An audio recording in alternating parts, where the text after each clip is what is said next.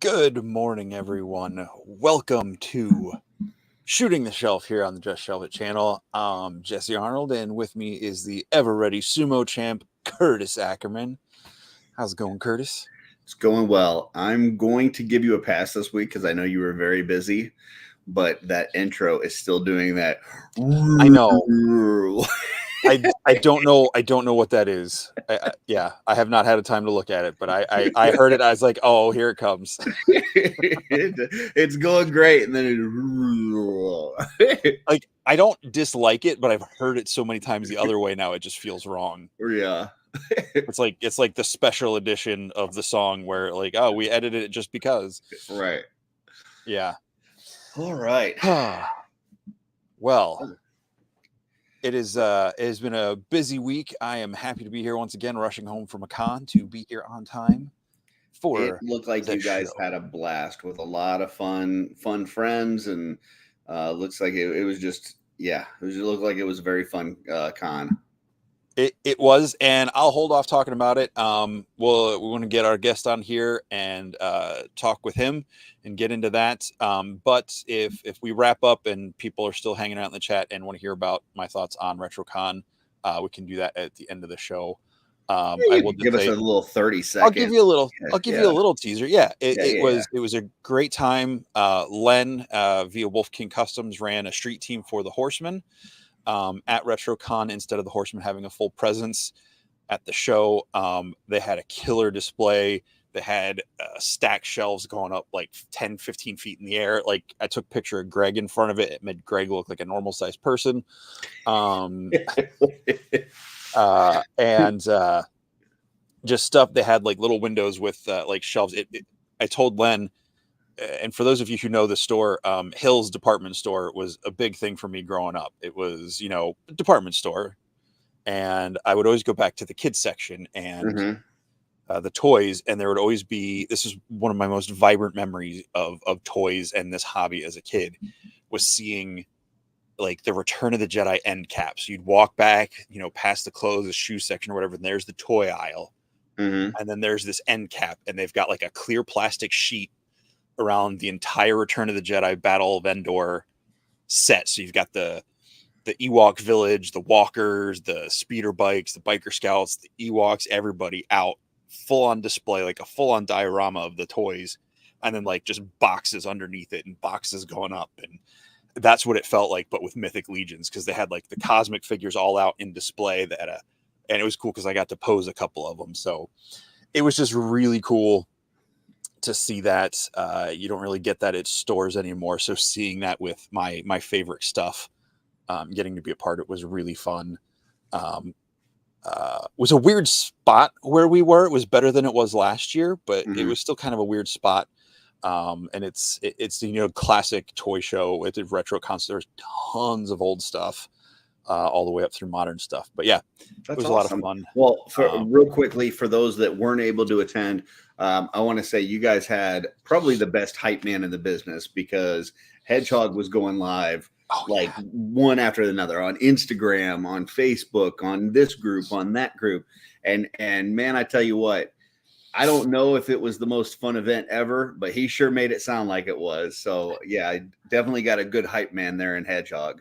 Yeah, Hedgehog was doing the Lord's work this way, and he like he did live streams looking at pictures. Everybody that was presenting at Wolf King had up, and DB Blake's and a couple other folks all week, to hype up for the show. So it was good. Yeah, it was great fun seeing everybody. It's like a nice appetizer for Legion's Con. So yeah. Beautiful. Well, let me call out some folks in the chat, and then we'll get our guest on here. So looks like we've got Eldor in the house, Sig, who's going to be our guest next week. Spoiler alert. We've got Anthony Halseal on here, JMax77, David Williams, Dave Orkin, Nate Strong, Trevor Williams, same person. Let's see, Eduardo's here, Rick Emmert, Carver Customs. So yeah, appreciate everybody joining us live, everybody that watches us on replay. We have a very exciting show. I'm very excited about this one.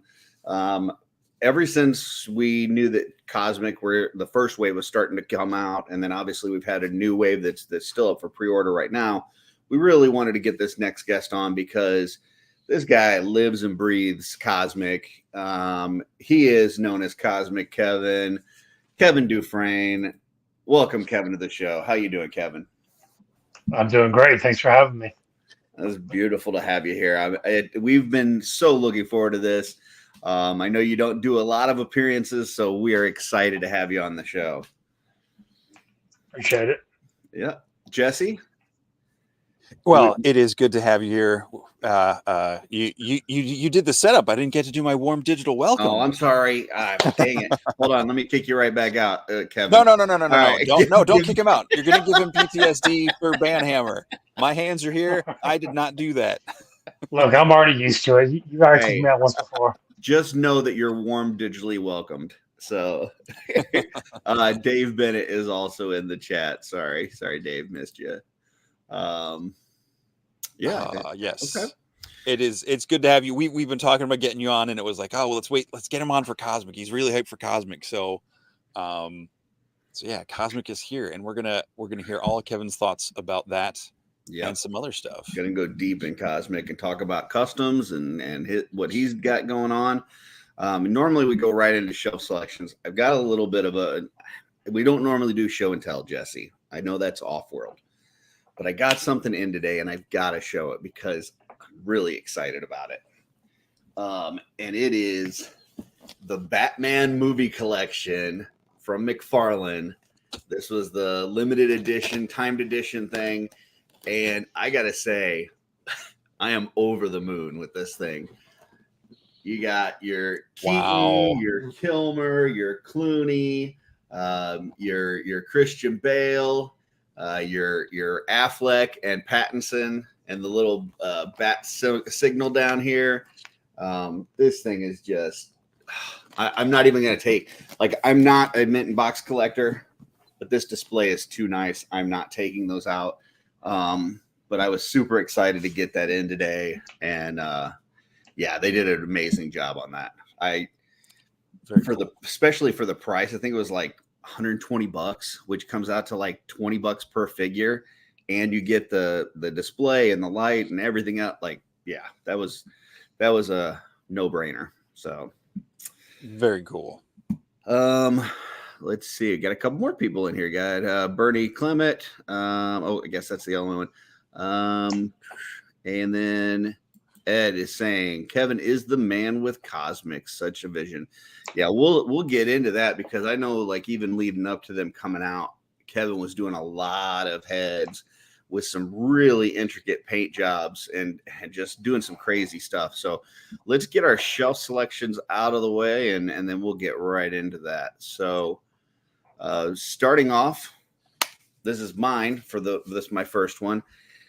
This is Art by Packaway, and he is on a mission right now to take old retro vehicles that we knew from our youth. So I saw one where he did like the Ghostbuster vehicle. He did the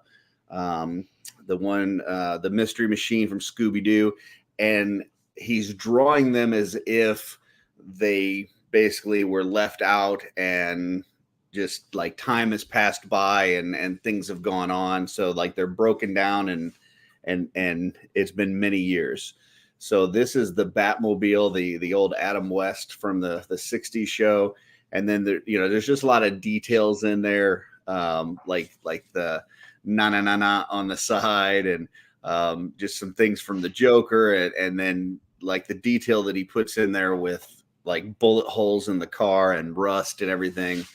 I just think that's really cool. So if you want to check out some of those other ones, like I said, Art by Packaway, he's got some really cool pictures on there. So the artwork is really cool. It also makes me really sad. Yes. Good. That is one of my favorite Batmobiles. So to see it all broken up like that is sad, but it's really good art. So very nice. Okay. Next one is Jesse's. You gotta love Thomas Rydberg's love for Torgen.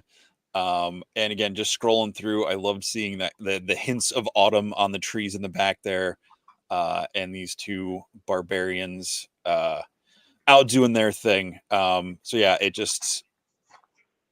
and I just like that transition from the gold, the oranges into the golds and greens in the background. It's a really fun picture. Made me want to go outside, but it's gross and hot here still, so I didn't. As soon as I saw this picture, I didn't even have to look at the name. I just kind of assumed that it was Tomas, because of the Torgon. And like when I first got into customizing, because at the time you could still find Torgon for a decent price. And I think I bought like 3 of them and immediately tore them apart. I didn't listen to my own advice with the Monkey King, and I tore these things apart just to use the bare chest to make some barbarians. And I didn't have a single Torgon in my collection. And then I saw him posting all of his pictures, with his son in the hospital and stuff. And and I was like, man, that is a really good figure. I don't even have one like made up. So then I had to go out and buy one. And at this point, they were much more expensive. But yeah, Tomas really makes that figure look a lot of fun. And this picture, just an outdoor shot, is nice. And like you said, the color of the trees and everything, it just looks very pleasant. So yeah. Next one is mine. And how do you not put this up? This is David Williams. I know, people saw the wings, the Sphexians, and immediately they were like, buzz off, buzz off, buzz off. I did not know how you were going to do the head. Like the head, it was what was confusing me, because like the Sphexian head does not look like Buzz Off. And then he used this one, which is one of the alternate heads. I believe this is the one for the Sentry. The Sentry. Yep. Yeah. Yep. And the paint job that he did on this and the mix of parts, everything on this is absolutely perfect. At this point, I can't imagine Four Horsemen doing a tribute of Buzz Off and not using this exact build. Like they're either at the studio going, well, fuck, we can't do Buzz Off now for a couple of years, or they're going, our work is done for us because we just got to copy this, because this thing is absolutely magnificent. So yeah, I totally agree. I saw this and I was like, again, I knew it was Dave Williams before I even saw his name on it. Just super crisp. Shout out to him. He had some awesome parts we had at RetroCon that he had painted, some ogre heads, and a bunch of stuff. So yeah, it was cool seeing his stuff all weekend. But really cool. I love the combo of the bare human arms with the armor and the Sphexian hands and the digitigrade legs from the science officer. It's just really even how he used like the wrist gauntlets to make it look like alien or like insect parts, that spiky gauntlet. And then the axe works so well for that character with the vintage one had that little axe with him, and then the classics one did, and I think that one, it really like brings that all together. So yeah, just total great use of parts. And then we know that David's an amazing painter, but I'm more amazed by all the parts that the use in here, because it just came out perfect in my opinion. So totally agree. And Dorklayer saying that'll be his. I think you might have a little competition on the purchase in that one. If David's even selling, I don't know if he's selling it, but if he is, I think there might be a few people trying to buy that one. Next, this is Jesse's. So this is Warrior Evans, which I believe Curtis introduced us to on the channel a while back. Of course, I saw this, and well, many of you know how I feel about the cartoon. I know a lot of people love it, and it's a fundamental thing for them. And I was like, I gotta pick this one. I don't know if I didn't read I don't remember the caption, if that's one of the D. Blake signs or if that's just something that's completely photoshopped. But whatever it is, it looks really cool. And as much as I don't want to, the theme song started playing as soon as I saw it. Got ya. A lot of And I just love the fact that Gambit's about as far away from Rogue as you could possibly. You dirty son of a. Yeah, no, I think this is really cool. I mean, anytime that you can recreate, whether it's something from a TV show or something from a comic book or whatever, but do it with toys. I usually think that's pretty cool, and they nailed it with this one. So yeah, it's really neat. And this next one, it was one I picked. This is because it's fun. And I thought the photo itself came out really nice. But then there's also like this behind the scenes stuff that he has on his, and seeing like how he put all this together with the arrows and the flames, and like this in the background, you wouldn't tell it from this picture because it's out of focus, and he painted it all gray, like it almost looks like a primer gray. That's a Castle Grayskull in the background. That's like half of the clamshell from a Castle Grayskull, but just the way that he has it lit and the blurriness and stuff. So I just think the setup of this was cool, and the way it came out, it looks awesome. The flames at I love when they do that with the like cotton balls or whatever and paint it and then light it up, and it just looks like an explosion in the background. So not the hugest Conan Mezco fan, but this shot is absolutely gorgeous, and yeah, it's awesome. Yeah, again, this feels like a freeze frame from a movie or something. You know, you just hear like the fireball exploding in the background, and the epic music as he's like straining against the arrows hitting the shield. Yeah, this is really nice. I like this one a lot. Very cool. Next one. Sorry, Kevin, we're talking cosmic, and I didn't grab any cosmic picks for the shelf selection. It wasn't intentional. Oh no, these are good. This is all good work. Protos is up there with he's in my top 10 Legions figures, I think. And just seeing this very kind of reflective, staring across that's got to be like fresh cut grass, but it looks like, because he's so short, it looks like tall, waist high grass. And again, the out of focus background, just like he's strolling through like a prairie somewhere in the middle of Xylernia or something. Yeah, just really grabbed my attention. Really liked it.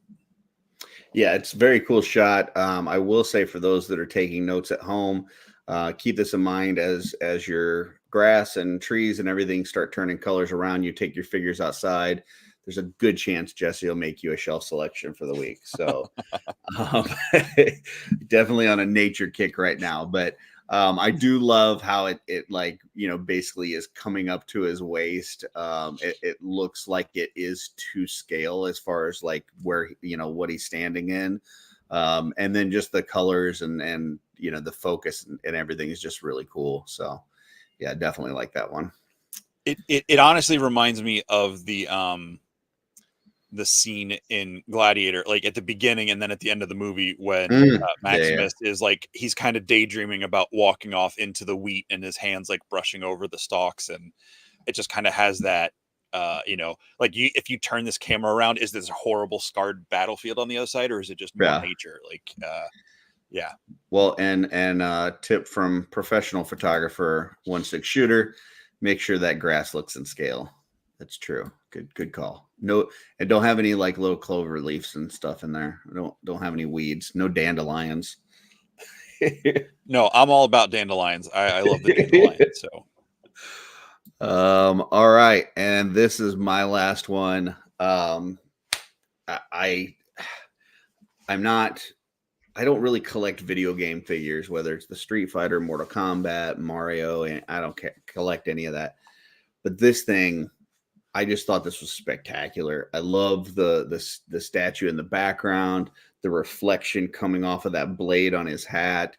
Just how he's like kind of kicking back the cape kind of out of the way. The whole pose and everything. This is Eddie and his toys on Instagram. And I don't know. I just thought this was an amazing shot, how he put it all together. I don't know who this character is, but this image is telling me a lot about him, which is, much to the credit of the photographer, the posing. Is that a Dubon cape? It might be. It looks like it could be.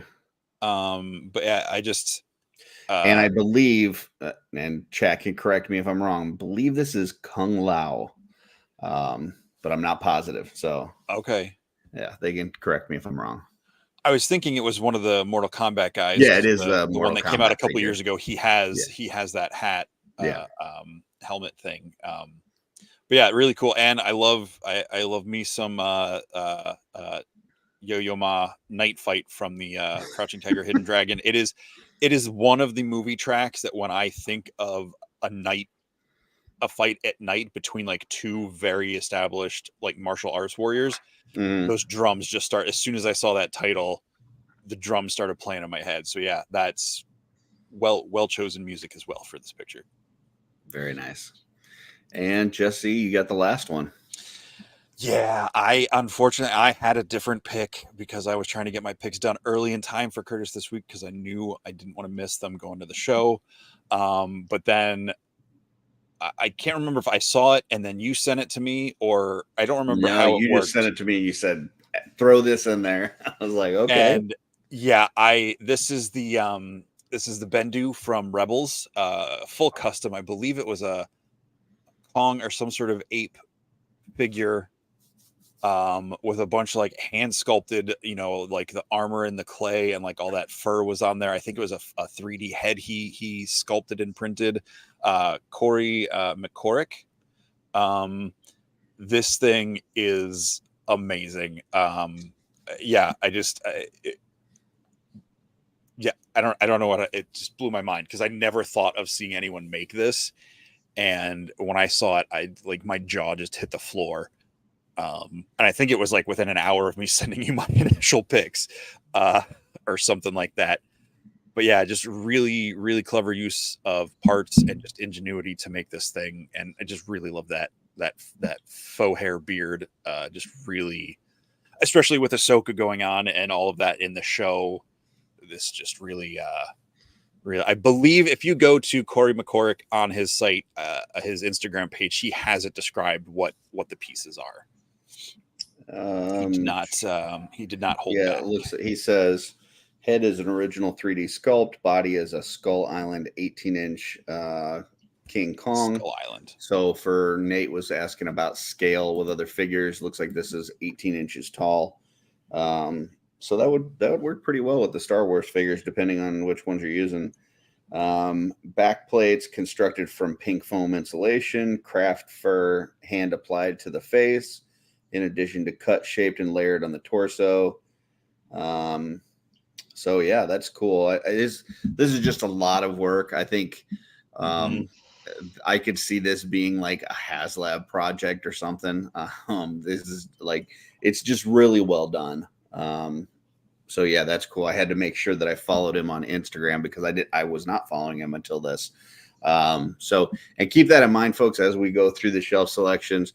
Like, we're doing this to, show art that inspired us throughout the week, but also raise awareness for these artists. And hopefully you guys see some in here that you're like, oh wow, I really like that. And you check out their Instagram and you start following their work. So but that was the last one. Some people have really established followings and they probably drop in the bucket for us even mentioning these things, but some of the artists, photographers really need the help. So like, make sure you go follow 16 Shooter on there. He needs all the support he can get over on his channel. Oh, did I just do a Curtis move? I'm sorry, I'm really tired. You might have. We love you, Trevor.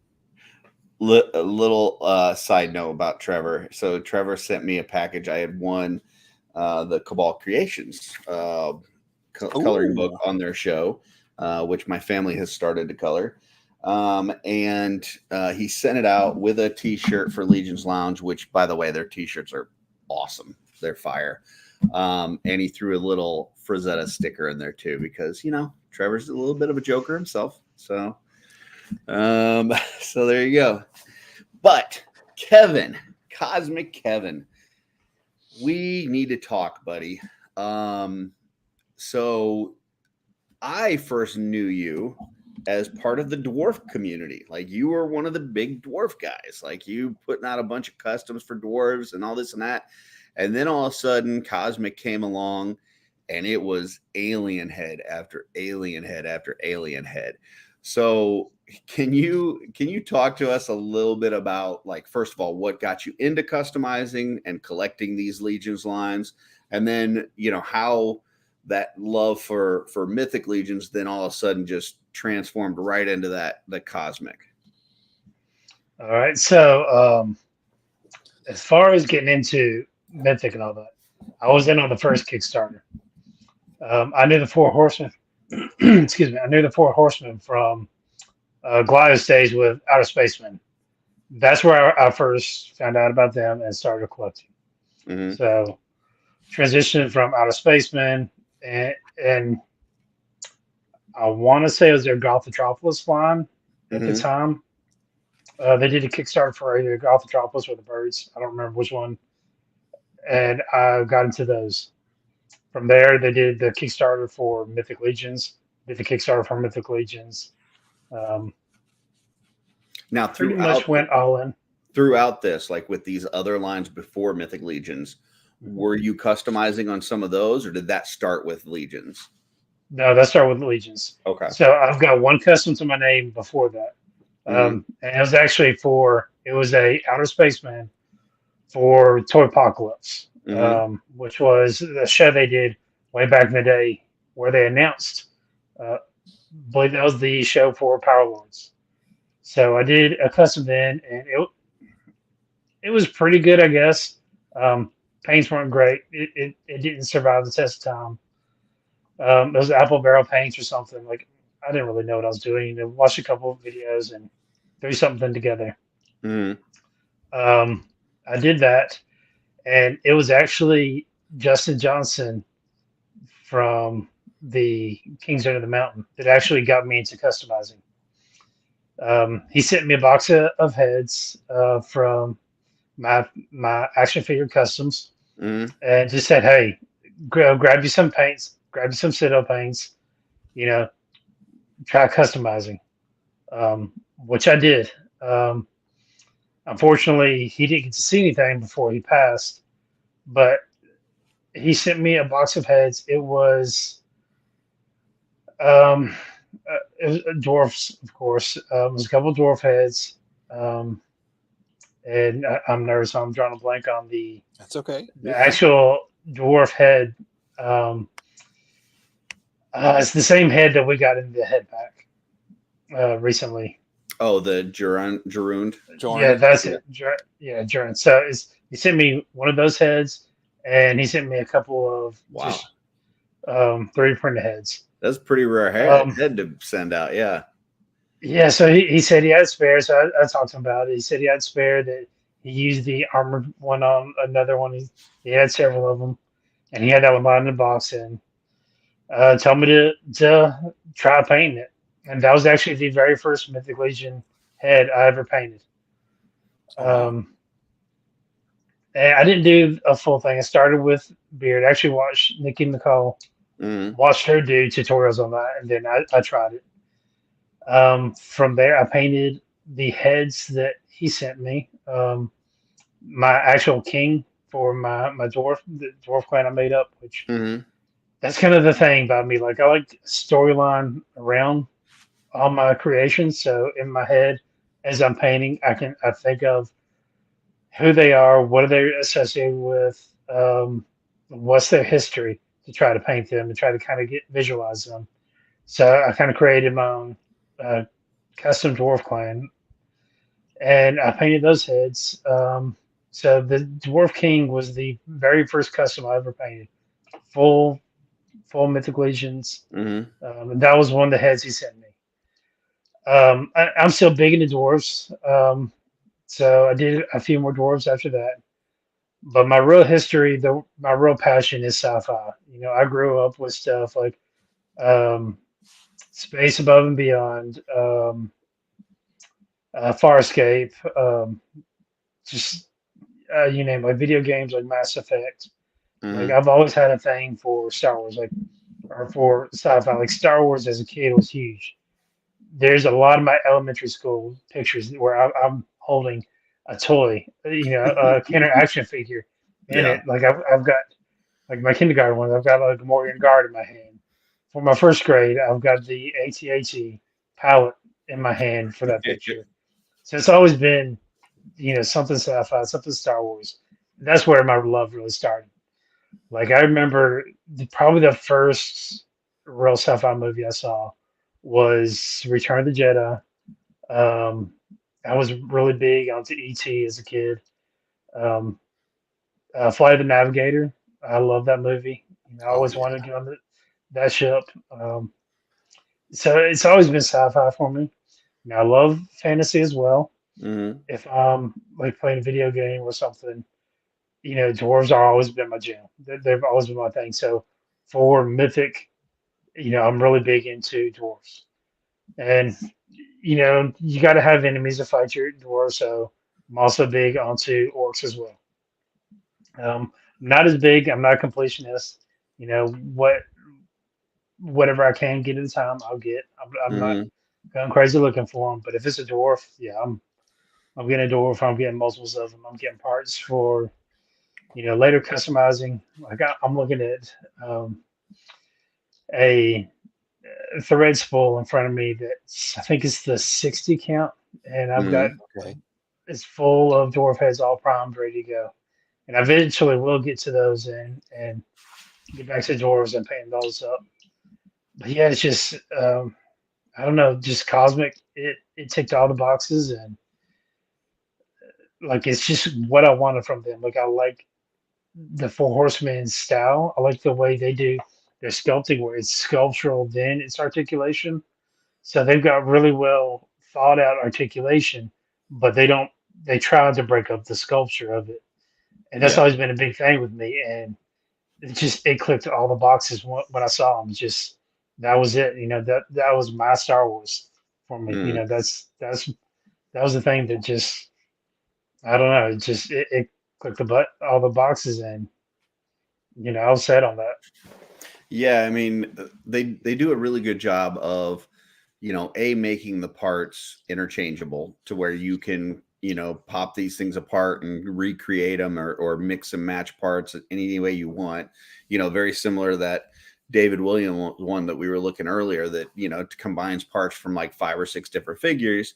It's like, you can do that because these parts allow it, but at the same time, it it photographs real. Like Right. they look realistic.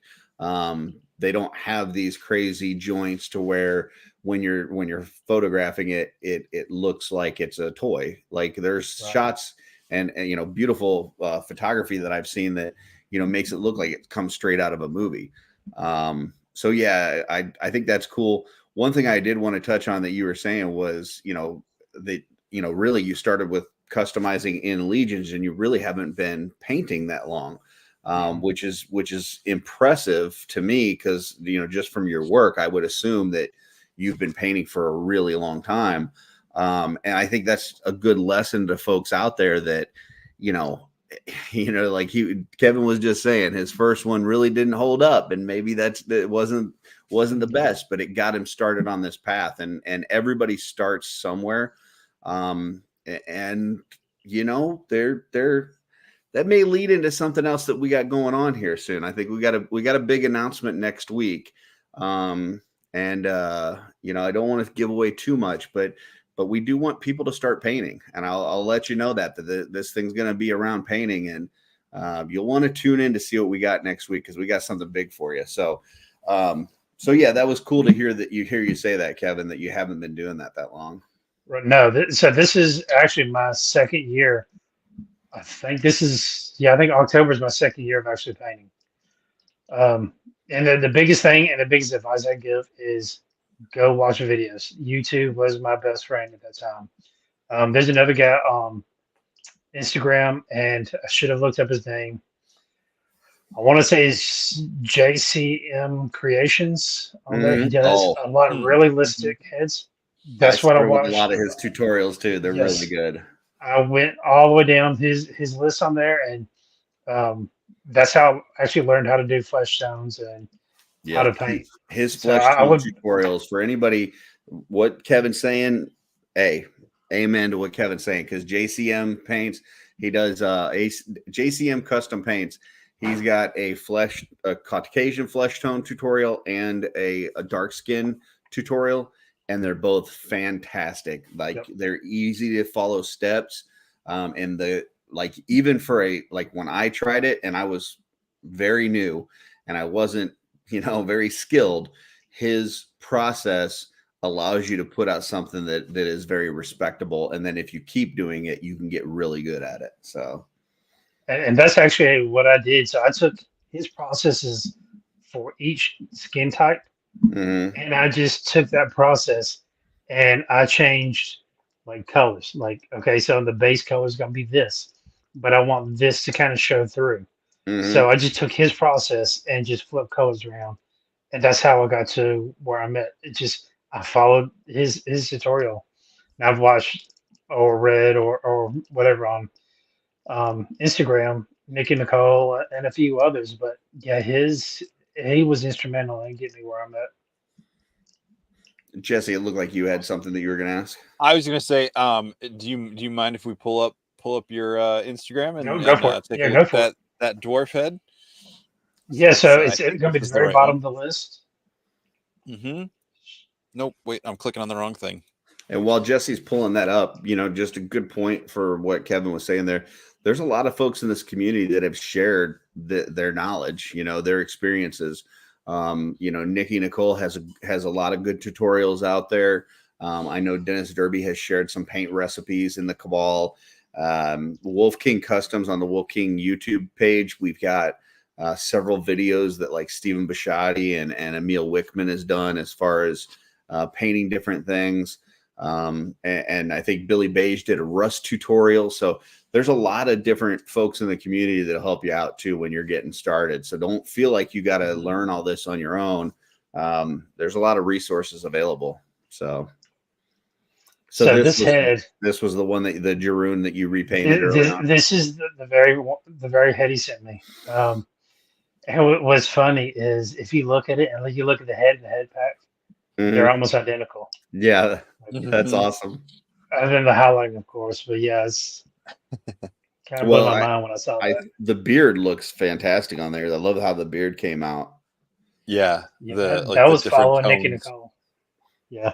Yeah, the dark areas have a lot of depth on it. So that's really cool. Mhm.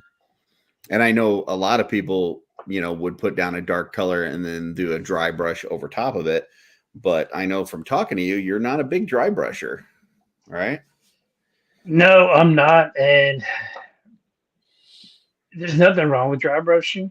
Mhm. And I think, really thinking about it, I think it's the way I do it. I don't like the way it comes out. And I think just thinking back on it, and since the last time we talked about it, is when I do it, I don't know if I'm getting enough paint off, but it's always like a very noticeable color on top of the raised areas. And there's like Mhm. there's a line, like it's not blended, and that Got drives me crazy. And I'll want to take another paintbrush and go over each part and erase that line, go through it. it and try to Yeah. blend it. And I think it's just OCD. I think that's just what really throws me off about it is I guess it's because I'm not doing it right, or I don't know how to do it right, and I want to blend it down more. So I kind of avoid it. And if you look at that, all that is hand blended. Yeah. Also mixing in with JCM uh, Mhm. creations or customs. Um, I picked up some of the tips from him as well, and went over that with lighter colors until I got that highlight. So I did each major strand, major tuft of hair coming down his face is me blending it down, just putting lighter and lighter and lighter colors from a darker base. That Yeah. is, Go ahead. it boggles my mind, not because it doesn't look like you put a lot of effort into it, but just knowing I don't have the patience to do it that way. And you can tell the quality and I don't know if it's showing up as good for everybody else, but I've got a bigger screen over here. It looks, I mean, you can see the dedication and the determination to blend that in that. So that's and I think impressive as hell. I think the lesson here is that there's multiple ways to skin a cat. I mean, I've seen you paint certain things that I've seen others do a similar paint job of, but you're using two different methods. But it's all right. Like, you can use whatever you're comfortable with. It's the same way that some people get caught up with what kind of paints you use or what kind of brushes you use or whatever, this and that. Like, you just got to first of all, start. That's the number one thing, is to start. And then once you're in it, like, find out what's comfortable for you. You may watch some of these tutorials and try it out. Like, I tried these ones from JC Custom Paints. So did Kevin, and they worked for us. You may try it and you may not like it, but maybe you try a tutorial from somebody else and you're like, ooh, that method really worked for me. So yeah, just keep in mind that there's no wrong way to paint. The first thing is, we're doing this because it's fun. And then secondly, there's a lot of different ways to achieve the same results. So, I mean, it's really cathartic just getting some paints out and just putting it on there. Just, turn on a movie, podcast, or whatever, and just start moving paint around. It's the biggest stress reliever I know. I like that. You're just moving paints around. I like that. And to go back to this, if you look, I didn't do the flesh on this, because at this very time, I was nervous to do flesh because I didn't know how to achieve it. So that's the factory flesh on it. I just did the beard and the helmet on it. That's cool. Jesse. Nice. I was gonna say, the thing about like the cathartic and the really, like, I was painting a lot of stuff this last week, to the point where I was completely losing all track of time. I was painting on Wednesday night, and I put on some music. I got it's dark in here except right at my desk where I'm painting. It's after 10 o'clock, so I'm not getting notifications on my phone unless I'm looking directly at it. And I just fall into whatever world, like you were saying. I'm building up a story, even if it's a head I'm painting that intending to sell and not something I'm making for myself. I'm building some sort of story into it, at least in my mind. And I looked at the clock. It's like 11:15. All right, I'll put another hour or two into this, and then get some rest, because I know it's going to be a long weekend. I'm just painting away. Next thing I know, it's 4:15 in the morning, and I'm like, oh, crap, I got to get up for work in 5 hours. Every single time. Like, I'll say, I'll be done. It'll get away from you. But next thing you know, it's 3.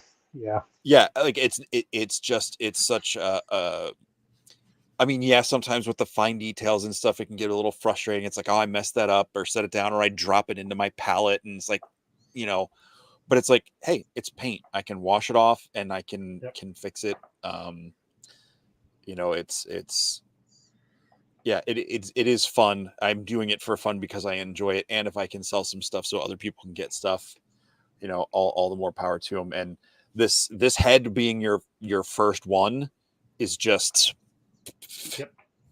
Yeah. Very first mythic piece. It's pretty good for a first one.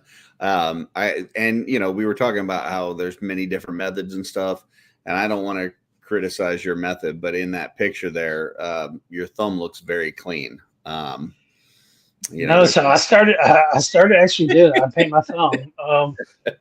It wasn't long after this I started doing it, because I'm using my hands so y'all can't actually see it, but you're getting it closer to the model, and then you can actually control how much and what flow goes onto the face or onto the model. So it just makes sense that you're right there. I can sharpen my tip of my brush so I can get a fine detail, or I can, if I think I've got too much on my brush, I can take a little bit off, or I can check to make sure it's thin enough, because I do everything milk thin paints. I do a bunch of different layers. So I'll constantly go through and check, make sure, oh, okay, it's a little too thick, add a little more water, mix it on my thumb, and then you're already right there holding it. So it's, it's convenient. So you'll notice as you start going through, my thumbs will get more and more colorful. Yep, thumb paint for the win. So Austin popped in here and said that head that you were just showing is ridiculous in person. So, yeah, this one's really cool too. so my paint palette in the background, I didn't have anything. I didn't have all the equipment I have now. Like I just started out, I had a handful of Games Workshop paints. That background right there is the packaging, the cardboard packaging to a figure. It's just, Oh my gosh, I see it. it's just what I had in I front see of the me. Vampire Knight. Yes, Yep, that was it. I went hey, out one use what you day got, and right? yeah, so I didn't have anything. Nice. I went out to a local hobby shop. I bought what I thought was a handful of colors I needed: flesh tones, reds, greens, yellows. Can you I go back to still that didn't have gray anything, one, so I just Jesse? grabbed. Jesse, one? can you go back to the gray one? The one, yeah, The right. Durgar. Like even this, like this is early on, right, in your painting. This is my third head I ever painted, I think.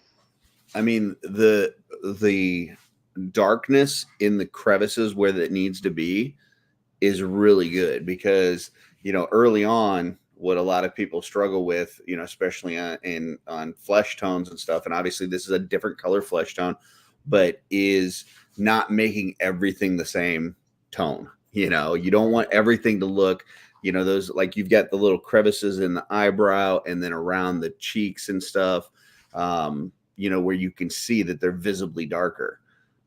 So for early on, like, this was pretty dang good. Like, did you have any sort of art background before this, like when you were younger? No, I mean I took art in high school, but I didn't pay attention in high school. I kind of skated by.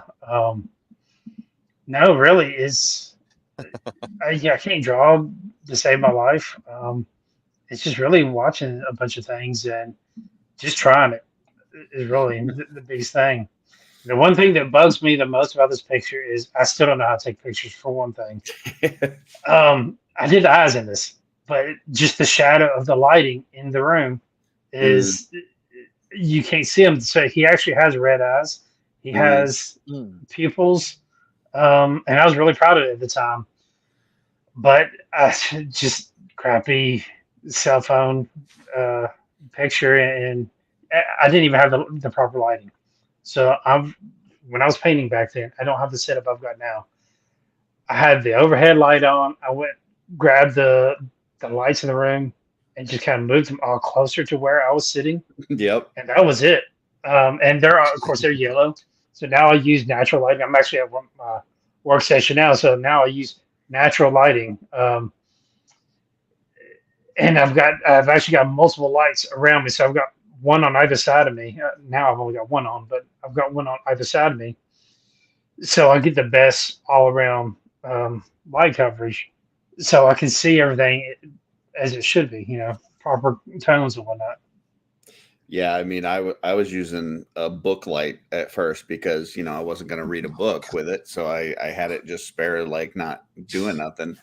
Right. But yeah, like, you're right. You start with what you have, and you just kind of make it work, and then over time you find out what things work better for you, and you make your setup better. So what does your setup look like now? Like, well, what kind of paints you use? What kind of like what is your? Do you have a magnifier? Do you use a headlamp? Like what is your setup? So it's really messy at the moment. You actually probably can't see it, but You could just mainly describe it. okay. So I've got just a folding table. I took over the spare bedroom, and I've got a couple of desk lights around they're the LED desk lamps that give off like the warm, cold, and natural lighting. I've got a couple of them on either side of me, and I turn on the overhead lights.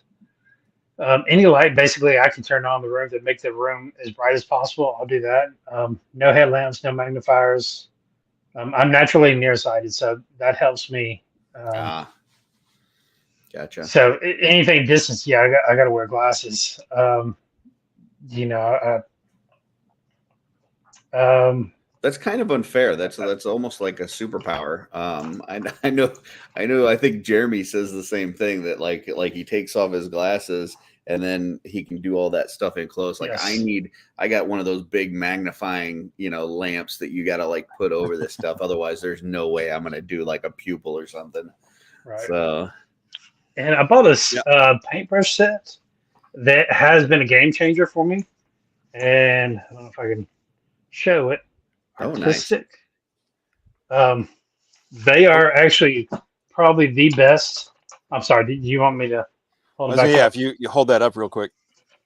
So it's artistic, and it is some of the nicest paintbrushes. They've got the fat shaped in to Oh, hold it. nice. Now I use conditioner on my paintbrush. Mm-hmm. I forget who I watched that suggested that. I know you suggested a cleaner for me, Mm-hmm. also a conditioner, so it keeps the point. And I've got a bunch of really fine points from it's like triple O to I don't know what kind of system paintbrushes use, but like it goes from super fine to a monster paintbrush like this for base coating stuff. That was a game changer. Actually, getting really good paintbrushes like Mm-hmm. that changed everything for me. Um, I started off primarily with Citadel paints or Games Workshop paints. Mm-hmm. They're good. One thing that drives me crazy is they broke everything up into layers and base. I think are the two main ones. Yep. The layers don't cover worth a damn. You've got to really build that up, and I already use everything in very thin layers, Mm-hmm. and it's like I'm working twice as hard with those. So I stopped using Citadel because all the colors I want Mm-hmm. are stupid layers, and they don't have good coverage. I want something with good pigmentation. Yeah. So when I use it at thin, you can still see the pigmentation. So I switched primarily to Vallejo. Mm-hmm. Most of that stuff I find is really good pigmentation at a super thin consistency. And I find that Games Workshop is not consistent when you thin them down, Hmm. especially the layers. Now, the base stuff is Mm-hmm. they use more pigmentation. That's why I cover so well. That's why it's base. But their layer stuff it drives me up the wall. Like I'll find a color. Let's see if I've got one handy. Um, so now I stopped buying anything that says layer on it. Mm-hmm. Yeah, this is base. Yeah, these are all base. Okay, here's one layer. Um, like this one right here is layer. If I thin that down to the consistency I use it, it barely shows up. So if Gotcha. I wanted to really see it, I'm going to have to put twice as many layers just to bring out the color. I don't have a problem with that with See, and Vallejo. I'm like the opposite. Like I've tried using Vallejo, and it's like way too thin for me. It's like I like to water down my paints myself, Yeah. and like Vallejo, it's pretty much like it's it. I mean, for some people, it's like ready to use right out of the bottle, but I'm gonna water my stuff down even more, and Oh it's yeah. yeah, especially using a wet palette too. Like that for me, the Citadel with a wet palette is really good. I like the so flat paints even better, but once again, it's one of those where you got to find what works for you. Um, and so it sounds like you kind of started one way, redirected, and now you kind of found your groove. So that's good. Right. And even Vallejo, and I understand what you're talking about. They're being really thin. Mm-hmm. I do see that. I do understand where you're coming from on that. And I still thin them down. Mm-hmm. But if I'm doing a base coat where I don't have to thin it down as much, yeah, Mm-hmm. I can see the frustration with that. Yeah, and Some of them do cover pretty well, though. yeah, and another thing, like, well, I don't know how much you do this, but like for me, I used to like if I wanted to paint something a certain color, I would go to the store and try to find as close to that color as possible. Now I just mix it. Like I'll like mix colors until I get to what I want, because I don't know, I have better luck doing it that way to get the exact color that I want and the right consistency. So like if I wanted some sort of like marine green, or something like that, I wouldn't go to the store and just buy that color. I would like start with like a bright green and a black, and then mix browns or whatever else I needed to get to where I would want to go.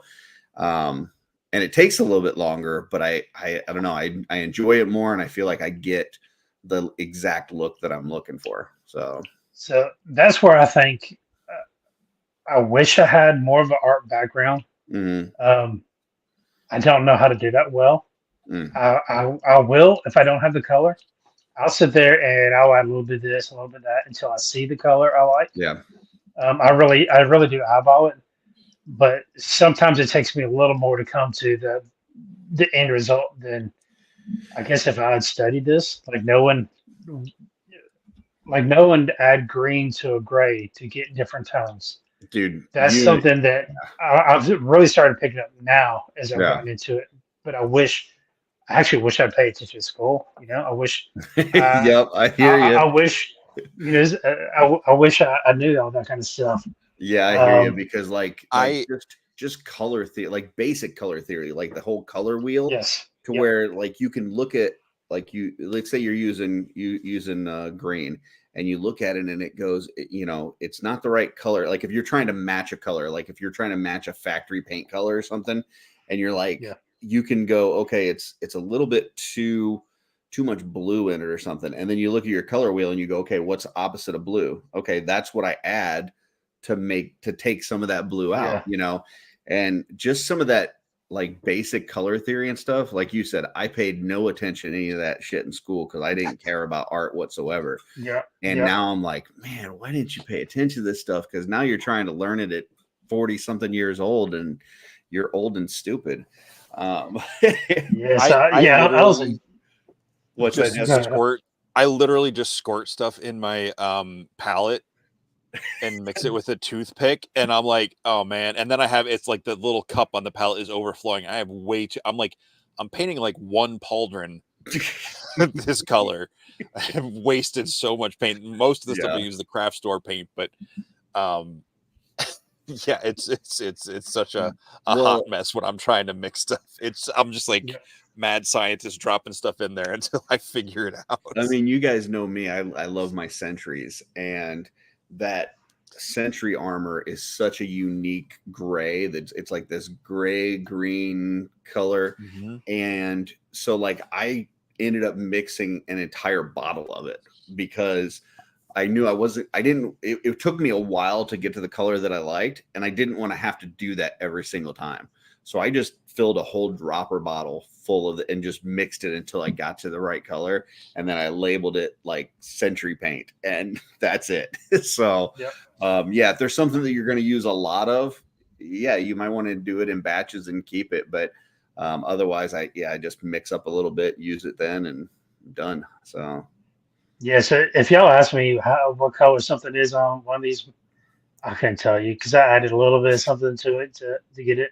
Beards is never straight from a pot. It's always, I got to add a little bit of this, I got to add a little bit of that. Doesn't yeah, quite look natural. So yeah, most of the times I do mix a little something in just until it looks like it's the way I want it to look like. yeah. I don't know if that makes sense, but like I go by look. Like No, totally. Yeah. it looks proper. Well, and like when you're layering stuff, it helps to start with like one color and then kind of Yep. go a little bit lighter and then go a bit light. Right. So starting with that one base color that you're going to use and then adjusting that base color tends to work a lot better than having two separate colors like that you Right. bought from the Hmm. store. But once again, that's, for folks out there that we want to just start painting, just grab something and start painting. Just But start moving paint around. these are things that as you get along and you start, getting a little bit more into this, layering and mixing colors and stuff is where you'll get a little bit more Well, into. and that's the thing. One time I was trying to get a very specific color, and I don't remember what I did, but I was like, what do I add to this color to, like you said, to like tone it down. Like I want it this color, but I want it to just shift it down. And I know if I just put like a gray or a black, it's not gonna quite. It's gonna get more muddy. And it was like drop some purple, and I was like, really? And I mixed it in, and it was just like, it was almost like what was it? When you'd mix the wrong color Kool-Aid, you remember that in the 90s? Like it was like a green packet of Kool-Aid, but you dumped it in the water and it turned red.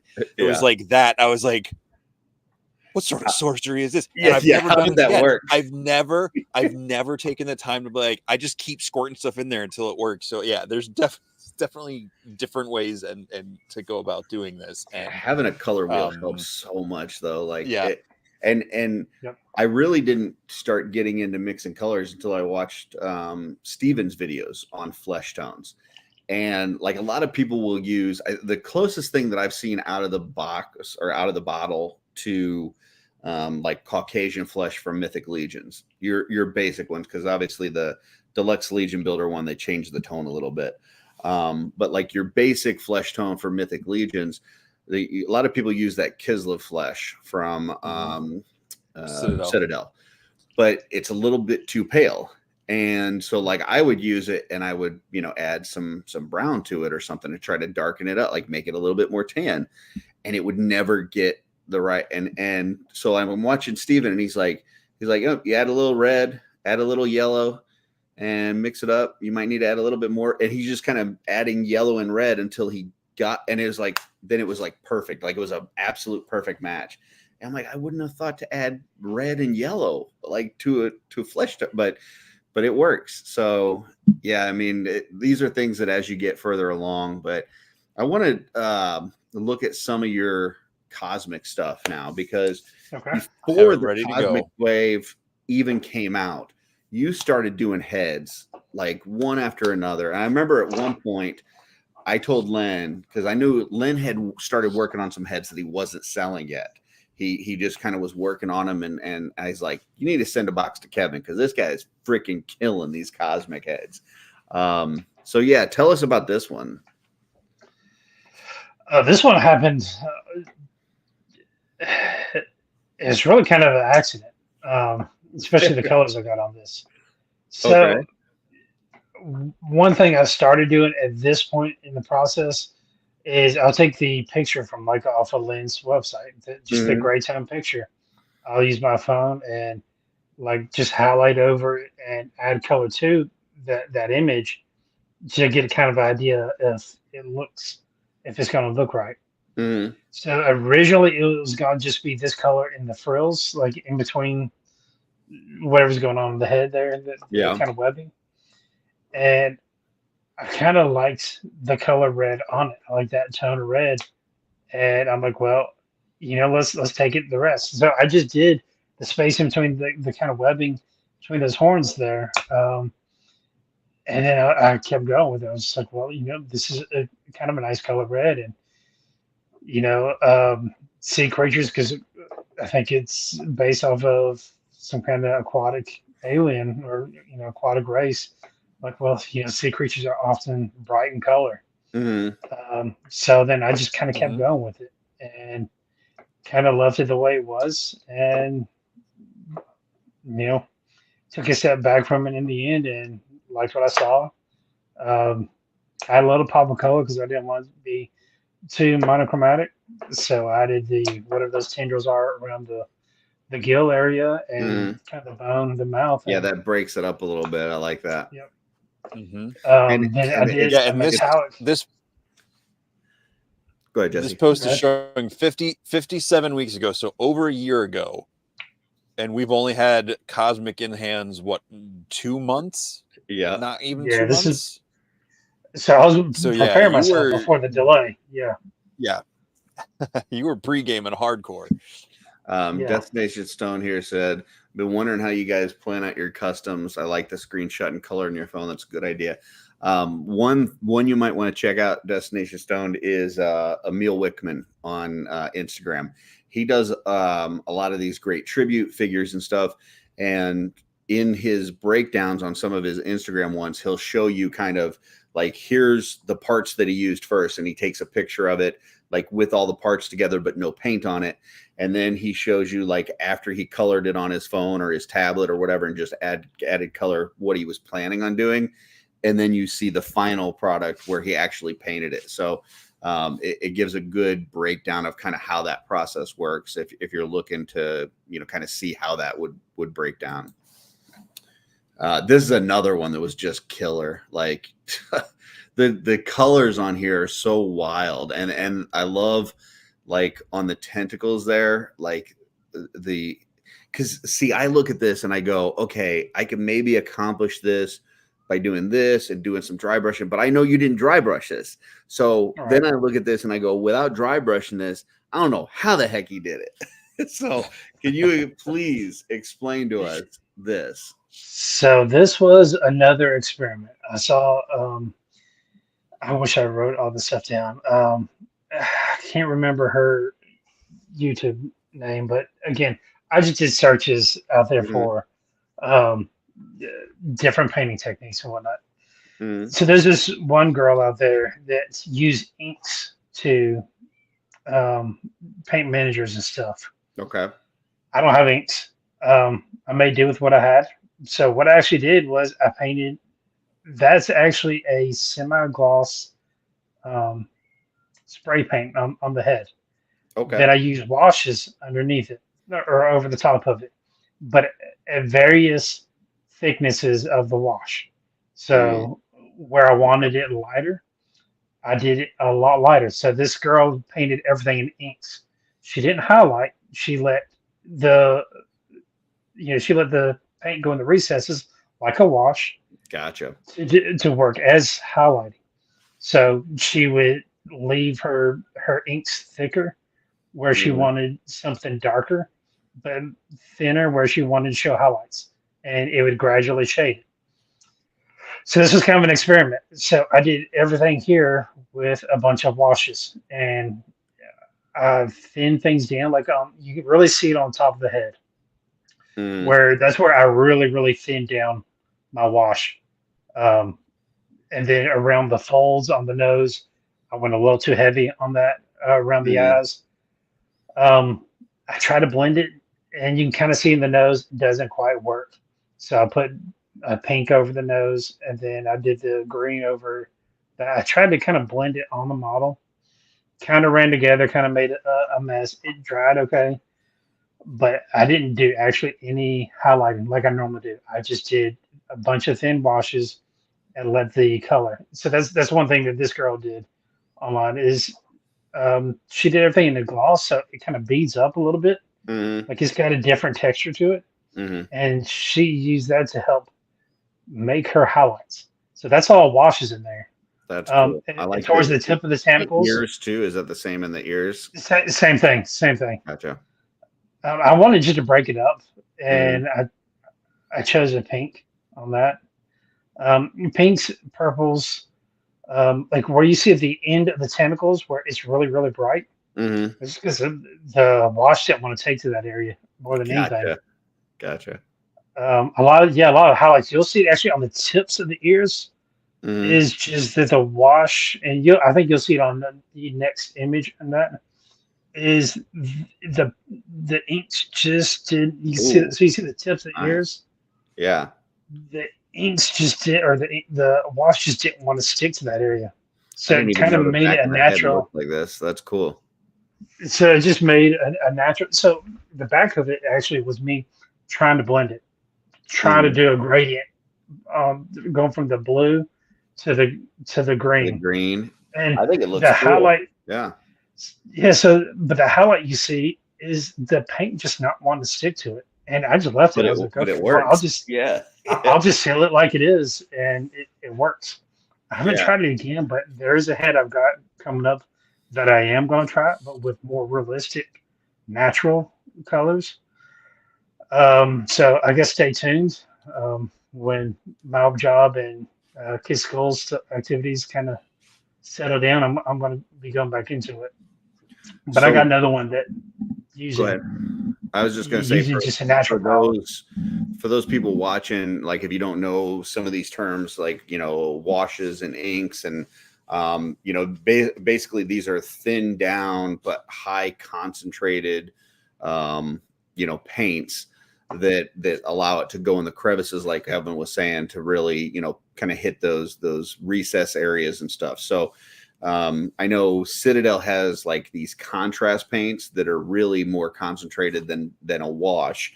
They, you know, a lot of companies have washes, and then ink is very similar to contrast paints as well, to where they're very concentrated, but you can thin them down as much as you want. So like I early on was trying some of the contrast paints from Citadel, and I was having problems because it was too concentrated. And like you said, you can do different layers of you know, watering it down and changing that consistency to get the desired effect. So right. I mean, the contrasts work well in a pinch, but there's something about the formula to them. They don't water down the way I like water down paints. Like it doesn't feel like a paint to me. So I kind of try to stay away from them. Yeah, it's I know they're ideally made for miniatures, and in miniatures you don't, you know, it kind of just hits those recess areas a little bit differently, and there's not as many flat surfaces and stuff. So you do have to kind of work with it as far as how you thin it down, and it can be a little bit tricky. I don't use a ton other than like hair and you know, stuff like that. I don't use a lot of contrast paints for that reason. But they can come in handy in certain areas. So like this, like totally, this would be a darker kind of orangish brownish layer, and then a dry brush of the lighter color on top of the hair. But how did you do this? Was this a wash, or did you do each individual hair follicle? No. So this was a wash because okay. So one problem I have is I paint everything even if you can't see it. So I kind of realized that a lot of this wouldn't be seen. So I didn't go hard on it. I painted it and then just put a wash over it. Okay. The flesh, that flesh has probably 8 or 9 layers to get that dark to light effect you're seeing on it. And you've got like these like glyphs in the skin tone, where it's almost a tattoo, but it's not like in your face, like it's kind of like underneath. Can you explain how you did that? So I try to go for aged, you know, there's no like real science to tattoos back then. You know, it's them a needle and trying to, you know, doing it the old school way, if you will. So I try to do it layers in between layers.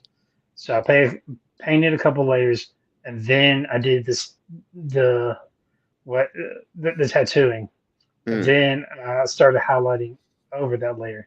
So there's a couple layers in there, the shadows, the bottommost layers, starting to bring it in. And then I did I did the tattooing, and then as I highlighted up, you know, it's in between there. And each one of those actually is everything on this character is a battle rune.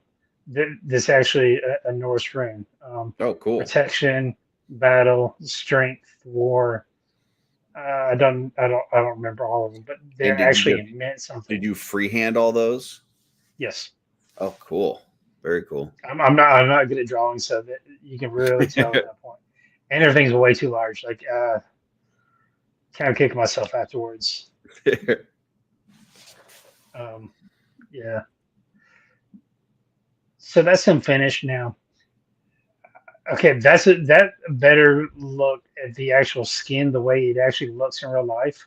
I try to make a light box, and for whatever reason, the pictures don't come out the way my eye sees them. This looks true to life to me. These images right here look true to life, but then when I put it in that light box, everything has a different tone to them, and I'm not a photographer. I don't know how to get that out.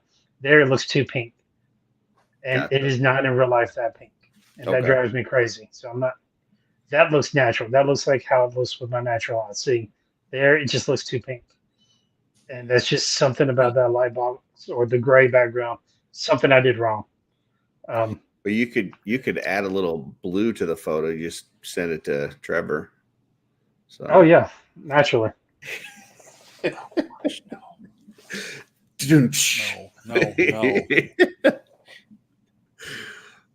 Okay, this one on the that one, and then the one on the left after that, because these are cool. No, you you can do that one first.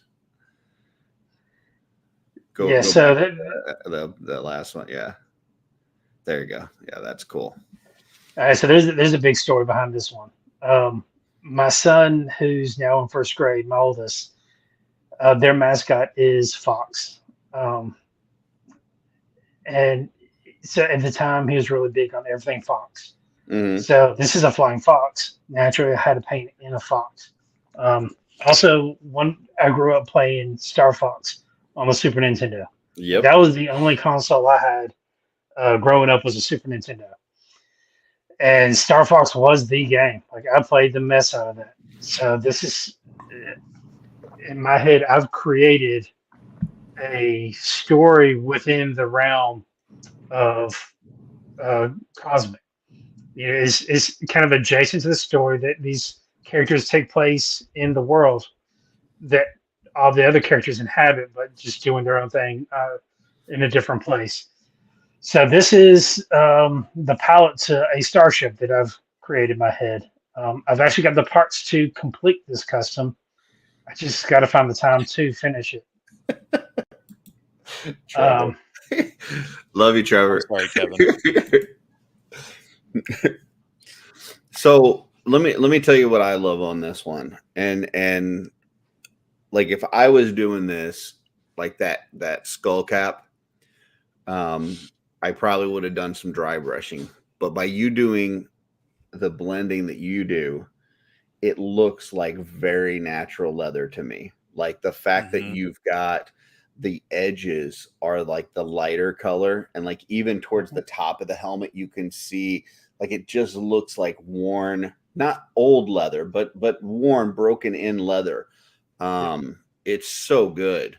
And then, you know, you've also got like the straps that are connecting the goggles against that skull cap is like even a different shade to where it, you know, this is really good painting, Kevin. And it's hard to photograph orange, but there's actually shading. You can kind of see it in there, but I've actually got several tones, 6 or 7 different tones of orange, highlight from a dark orange in the recesses all the way up to a bright on the uppermost highlights. You can kind of see it on the forehead a little bit. You can kind of see it on the nose. But yeah, I spent a lot of time just highlighting that up from kind of a red-brown area all the way up to a bright orange. And this will be. I'll say like Curtis was pointing out, like right before the helmet, the cap, it looks like that really smooth baseball glove you've been using for years. That's just got like the oils from your hands building up on it, really smooth. It just feels. It looks like it would have like a really nice, smooth, comfortable feel. And the strap, because it's like that kind of warmer brown. It has that kind of like the lacing in the glove that's like that more raw, like, you know, the not as smooth leather, you know, because he's probably got to replace the straps a little more often than he would the cap itself. So yeah, it's just like if you're scrolling through, it's like, oh, that looks really cool, but when you really take time and look at it, you see all those little things and those different shades you're talking about, like in the furrow of the brow and around the nose and stuff. It's really something. Yeah, I'm just very impressed with that leather, because I know my leather would not look that good, and I'm just looking at this going, wow. I love the lighter on the outside on all the different lines and stuff that you did. That had to take a lot of time, and it paid off for sure. Yeah, so I actually had a bunch of images of just like leather hats, gloves, and whatnot. World War II headgear up on my screen, and I just, I try to mimic where I saw the wear patterns and a breakdown on it.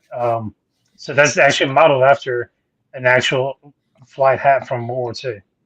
And that's another good, note for novice painters or whatever it is, look at some reference photos for this stuff. Especially if you're doing like critters or you're doing, any sort of armor that we have in our world, like look up some pictures and see what it looks like. So yeah, that's cool. Good technique. Yeah, and the layering on the actual goggles, that's actually layered as it would be for a actual World War II goggle of the time. Nice. So you've got the leather, you got the black vulcanized rubber, then you have the steel metal shell. I mean, all that came from actual pictures online. All right, let's go to this next one, this cosmic one. So yeah, that's a palette. It's gonna be a palette. This thing here, like the fur, it's wonderful, but the snout on this thing, the amount of work that went into creating that depth and the different colors, and it looks so natural, and it's just beautiful. And then the eyes. Kevin, first of all, I want to apologize. Amazing eyes. Because I feel like I've liked all these pictures, but I think I was liking them in the group chat we're in, and I somehow missed them on your actual posts. So I was like, I know I've liked this picture, but I probably just double clicked it in the group chat. So Kevin's gonna log on to tomorrow morning. It's gonna be like all notifications have a million from likes. Jesse. Yeah.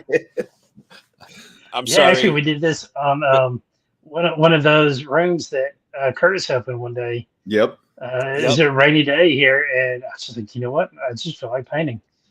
And yeah, all that on the snout, that is 10 layers going from dark to light, just super thin paint. Just as I went down the nostril, the nose itself, you go from dark to light, and you highlight where light would naturally hit, and just. So good. It takes a minute. The biggest thing about this one I got is I wanted to try to do super realistic eye. Mm-hmm. So I did the different striations of the iris itself, and then I've got some veining going on in that one. That was the biggest seller of the sculpts here. Is I wanted to try to see if I could do it like a super realistic eye, and that's the first thing that drew me here. You did. Yeah, if you're watching this. It. If you're watching this on YouTube, you'll have to at some point check out Kevin's Instagram, which is Mindless Focus Designs, by the way, and blow that picture up, because like the veining and stuff in the eyes and stuff, it's hard to see on here, but it's pretty spectacular. So that's pretty nice. I'm trying to zoom in. It's not quite working for me. I think the one on the side, like go to the side view. You can can see it a little bit better. Yeah, like go to the right side or left side, either one of them. You'll see it better. All right, how do I move? Don't know. Nope, wrong way. It's the little arrow on the inside. There you go. And one more right there. Yeah, try to do that one. This is as far as I can zoom in. Okay, gotcha. You can, at least on my screen, you can kind of see it like on the side here, but like I've seen the blown up picture of it. Like I said, if you look at Kevin's Instagram, like you'll see there's even more details than what you can see here on YouTube. So, or if you search me out on the Cosmic Cabal, just do a search for my name. The larger files are on there as well. You can zoom in on those. Just if anybody wants to look at it. So that they do. dwarf on the right there, that was one of the heads that Justin Johnson sent me. If you go back to the main, if you can step. I'm sorry, which one? This one? That one right there. That's the head he sent me. That is the second head I painted. Oh wow, that's pretty impressive. Second head. Second, yeah. Whew.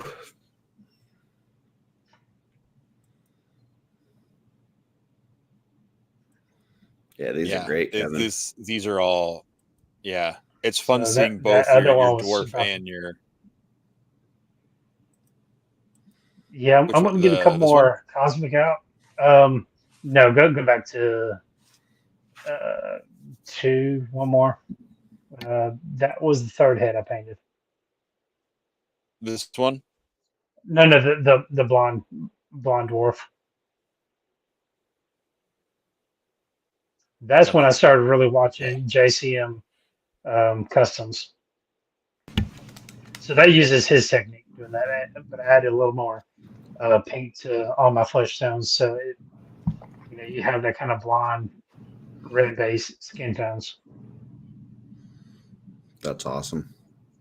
It's just, yeah, these are great. Um, all right, we got to talk about this one. Yellow So does this not is one of the Kinda heads knew you that pulled this one Brian's out. photograph. from Brian C. Yep. I got to paint these for Legion shop, and I was told to follow Brian C's kind of more natural, realistic. So when you posted this in the group, again, man, I could have sworn I liked all these. I am so sorry. The colors on this just gave this head such a different life and emotion, even though it's the same expression and everything. And I realize I keep looking at the other screen because it's bigger for me than it is on this screen. So, um, absolutely, the colors on this are fantastic. You just feel like the joy coming off of this character. Was it as fun to paint as it's giving off the energy? No, this one sucks to paint. Yellow is not fun to paint, and I highlighted that yellow. So there's a bunch of highlights on it that does not photograph. So it went from a deeper yellow, kind of a golden yellow, up to a white yellow on the uppermost areas, on all the raised areas. It just you can't see it when you Okay. photograph it. Of course, I did the blending to the white on the throat, but in Star Wars, there in the cantina, there's that bat like character that's reaching up for a drink at the bar. Yep. That's what Yes. inspired me to do this. I want it. I need a very small diminutive body for him. He's one of my cantina aliens that's reaching for that drink and making those one Okay. frame sounds. Here's what I love about this Yep. one because I painted this one as well, and so all three of us have painted this one, and based on what it's supposed to be, there's not a lot of sculpt details in the face. There's sculpt details on the whatever the parts are that coming out the side. There's a lot of sculpt details in that, but the face itself and around the head, there's not a lot of sculpt details because it's supposed to be a smooth surface. So it's very hard to make a good paint job of something when there's not a lot of sculpt details to kind of catch the certain areas of the brush and do things like that. So the design that you did on the top of the head, and like it's not just one solid orange color, the design you did on the top, you can see the outsides of it are darker, and then as it goes to the inside, it gets lighter. That design work that you did on there, and I'm assuming that you freehanded all that, really like makes that pop when there's no sculpt details to catch it. And I think that's just genius what you did with that. It really made this stand out from the other paint jobs I've seen on this sculpt. I appreciate that. One big thing with that, and again, I know I released these images in the group chat, but this is another example of me taking the raw image, just the black and white image you get on the website, and then taking it in my phone and just highlighting, changing colors around. I had 3 different iterations of this, and this is what caught my eye the most. And then that yellow on top, or the orange on top of the head, I did that because I don't like just wide open plains of space, one color. Something Yep. needed to break it up and change the focus of it. So I did a design on there, and also did a tail for him that he may or may not get, that has tiger striping that goes down. Okay. Yeah, I I love dry brushing. It might be like I'm not I know like Jeremy Gerard, it's his favorite thing is dry brushing. I don't know that it's my favorite thing, but I really enjoy dry brushing. And the face on this is not a dry brush sculpt. Like this is, you need to take your time. You need to do detailed paint on here. And it's not a fun one, but it does look amazing when you do it well. And this one's done well. So cool. And I added brown. So the orange color at the outermost is actually a brown. Mm-hmm. So if you look around the eyes, because you've got thinner skin around your eyes, I added that same tone of brown as a wash in there before I did some of the highlighting over it. So you get kind of some translucency around the eyes to try to help kind of spread the focus. Yep. It looks better in person than it does on here. Again, I can't photograph it to save my life. But the colors, it all just kind of keeps your focus in my opinion. Sorry, I am not. I have been yawning all day. It has nothing to do with this conversation. No, it's okay. I get that a lot. Long weekend. Yeah, I love it, and it's cool because all three of us have painted that head, and they all look different. Mm-hmm.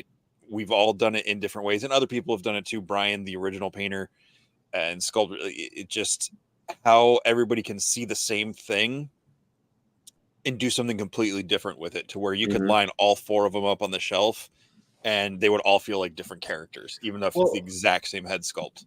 And that's a great point, Jesse, because like I think that's part of what makes Legions, like as a whole, so cool. Because not only do we do that as customizers, but even the horsemen do that. Like they'll use the same torso and paint it up 50 different ways and make it look like 50 completely different torsos, and same thing for arms and legs and pauldrons and everything else. So yeah, it makes sense that us as a customizing community would do the same thing when it comes to like third-party heads. But yeah, it's cool that, it's really, as a person that's taking this and making it into a custom, having a certain vision and then bringing that vision to life. So, okay. So we've been talking about your customizing. Yeah. Yeah. Kevin, because they did the test shots months ahead of the actual figures coming in, and I know they were still tweaking the tooling to get them right, so they weren't 100% what the final results were. How excited were you to get these in your hands after the wait of building up for these? It was good. Yeah, no, they blew me away. So the first one I got was a science officer. That's the one I was really gunning for, and he was practically there. There might have been one thing. I think there might have been one joint that they had to tweak. But he was pretty much there, and no, it felt amazing in hand. On the others, you kind of see that there's loose joints here and there, but overall everything felt really good on all these. So yeah, I was super blown away by it, especially the science officers. Like that one, awesome. In my opinion, felt the most complete. It felt like what I'd always wanted out of Cosmic Legions. When I got that one, yeah, I was over the moon with it. Very cool. So just having them tactile in your hand and just you're talking about having the 3D black and white scans from the websites and how you would customize. Were you doing that in your head with these when you got them? Yes. Like visual, like you're holding the grayscale black and white in your hand, and are you just like doing layers in your mind of what could be? Oh yeah, absolutely. Yeah, no, I was already off to the races with what I could do with these. Hold on to them. At the bottom here, are those the test shot, like random skulls that got thrown into order? So you've got two of them. Like I had two of them, yes. Oh, you had two of them. Okay. I had two of them. I mean, I'm not going to keep apart two super rare parts like that.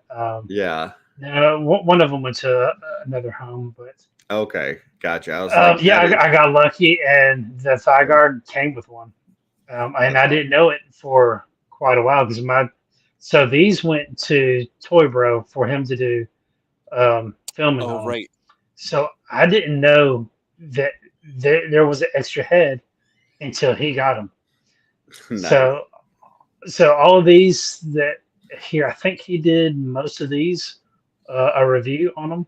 So I was a little bit delayed in getting most of them, except for the science officer, which of course I got that. And So, I had that come So straight to my not email. only were you so excited for these, but Yeah. you let someone else get them first Mhm. to do reviews Well, on. I mean, That's, yeah. I mean, you got to that's get the word out. Like outstanding. Oh yeah. I can't keep the excitement to myself. You got to pedal this. You got to get other people in to enjoy it. I can't keep that all to myself. So which So So one that's do yeah, you like, as a kid, if someone was like, hey, like, you can share your toys, cool, yeah, like, I'll share, we'll play together, we'll have fun.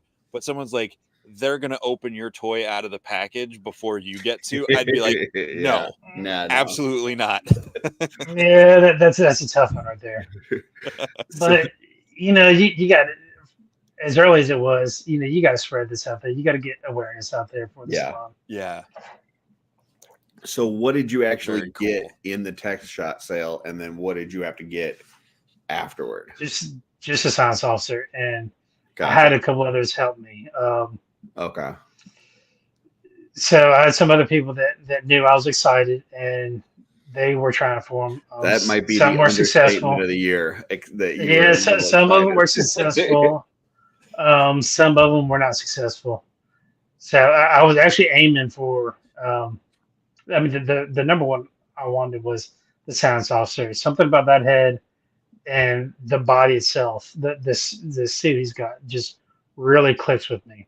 I don't know if it's because he looks You're like talking about the alien head or the the alien head. Yeah, I don't know if it's okay. because it looks Yeah, something from Star Wars or what, but something just really clicked with me with that. So that was my main focus, and then I asked others, hey, if you can get any of these others, more power to you. yeah. Um, It so reminds some were me successful. there's a in Last Starfighter, they send Love that those movie. they send those aliens down to like to kill him, and it's like his double though. And those aliens have their eyeballs on the side like that, and it reminds me Yep, of that. yep, So this is a Mythic Legion So head that you repainted. yes, it is. this is that science officer head. Yep.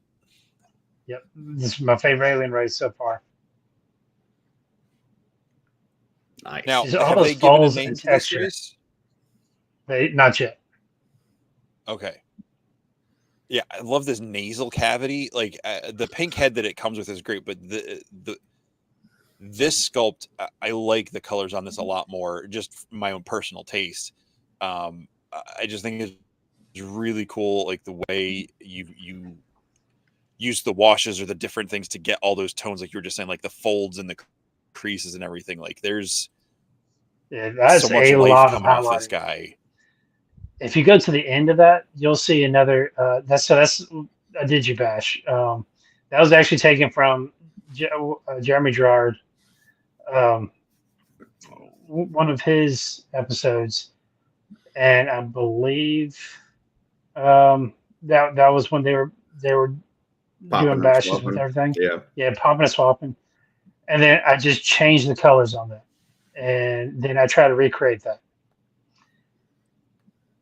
So I've actually got the body is mostly done on that. That mimics that image.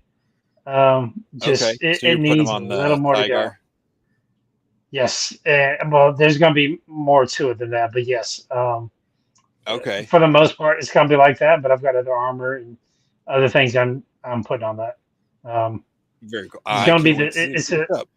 yeah it's so in my fictional storyline, he is the starship commander. He is or the captain. He is the Han Solo, if you will, or the Mal Okay, from Serenity.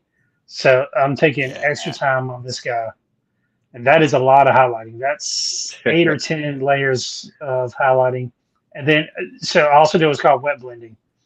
So to make that blue flow into that green, there is you put a little bit of paint on there on whatever that mid-tone is, and then you take another paintbrush with the mid-tone of the other, and I'm actually mixing it on the actual head itself.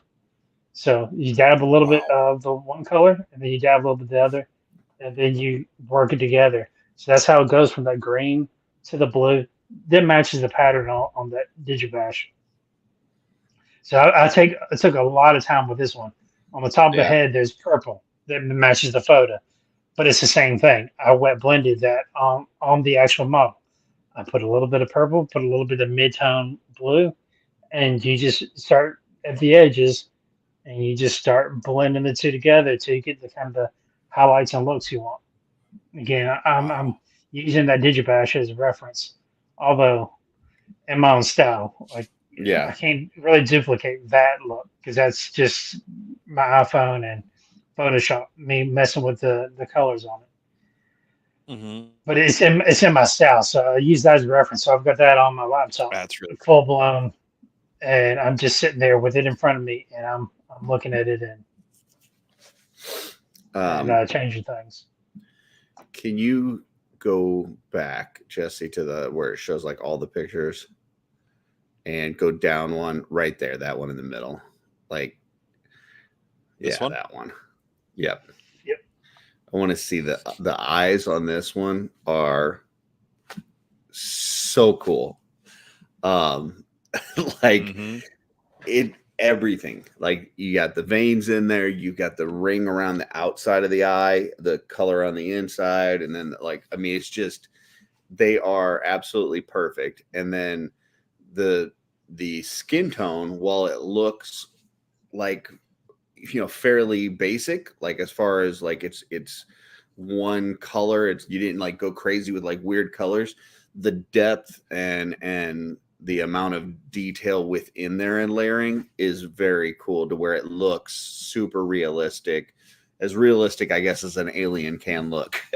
Right. But yeah, I love the eyes on this one. So yeah, this was another one that Like if Lynn this sent thing, me. I'm sorry. Go ahead. no, no, you go ahead. Go ahead. So this is one that Lynn sent me, and again, thanks Curtis for that. But like immediately the eyes popped out of me. Like I Mm, knew I had to make those as good as I could. I wanted the eyes to be the biggest focus I could, so I spent a lot of time on that. All the different striations of irises, I took the time and went through each one all the way around. Did little highlights on the inner edge of them. Um, Again, I had images of eyes blown up on my laptop, which I usually keep in front of me when I'm working. So I I wanted that to be the big focus right there.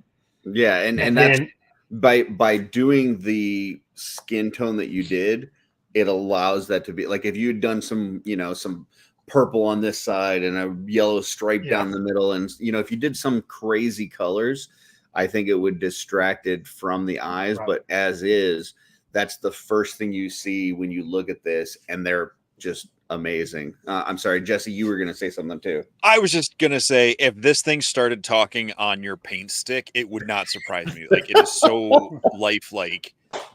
Like if that mouth just started moving, and like Yeah, me, my born ass would have just painted these eyes like all black or all red, or like kind of like the classic gray, just the yeah. big black void thing. So like seeing these like very realistic humanoid type eyes on it gives this a whole different level of personality to this character. And the way you describe him as like the administrative race, Mm. Yes. I see this as in my head, partially because I'm so tired. I'm seeing him as like the sloth from Zootopia at the DMV. Like it's just like, oh, fill out form 37, like Yeah. So in my head, all right. So going to the short stories, you have the Zaxxon short stories where the spaceship was lost due to administrative uh-huh. error. In my head, this is the guy that did it, and then he covered his tracks after he did it. and I need Orvar's body.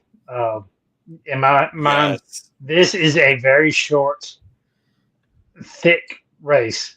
Mm. So I need a dwarf-sized body, Orvar's body, and it's gonna go in there. And then he's got to have like a iPad miniature or some kind of data slate or something in his hand. Yeah. He's gonna be the one A that's at red the. stapler. Yeah, Yeah. he needs a red stapler. He needs something. Yeah, I That's what- Jesse saying that he could imagine this thing just like talking on your stick. I totally get it. This does look like it's something from like Men in Black or something. Like I could see this right in a movie like that. Yeah, this looks like an animatronic that like Lucasfilm or Stan Winston or someone's got like puppeteer wires that the eyes are gonna start twitching and the mouth start moving. Yeah. You know, yeah. This one's So again, this is from J. I should have wrote these names down, but JCM Customs.